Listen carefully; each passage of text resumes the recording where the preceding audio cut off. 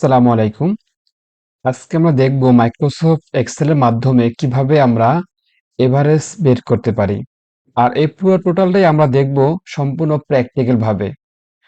দেখুন আমার সামনে একটি ডাটাবেজ আছে। আর এখানে অনেকগুলো নাম আছে এবং অনেকগুলো এরিয়া আছে এবং প্রত্যেকটা নামের সামনে জানুয়ারি, ফেব্রুয়ারি, মার্চে তাদের টোটাল সেলস গুলো আমাদের সামনে আছে।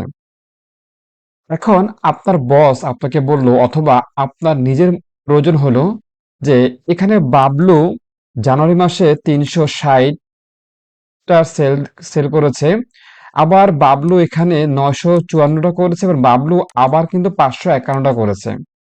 এখন আপনার প্রয়োজন যে বাবলু জানুয়ারি মাসে টোটাল কত টাকা সেল করেছে, মানে এভারেজ, সরি।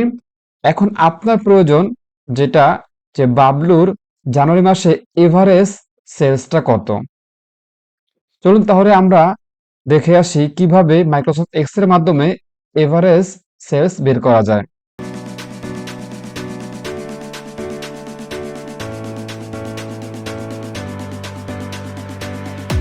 এখন আমার সামনে একটি ডাটাবেজ আছে।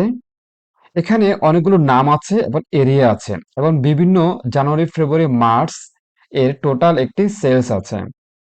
এখন আমি চাচ্ছি যে আমার জানুয়ারি মাসে টোটাল কত টাকা সেল হয়েছে। তাহলে সেটা আমি কিভাবে বের করব? আমি ফার্স্টে চলে যাব যেখানে আমি রেজাল্টটা চাচ্ছি, সেখানে আমি ক্লিক করব। দেন আমি সমান সমানকে কল করব। আমরা জানি যে কোনো সূত্রকে কল করার আগে আমাদেরকে সমান সমানকে কল করতে হয়।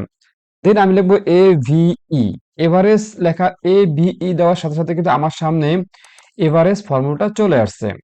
এখন এখানে দেখাচ্ছে নাম্বার 1।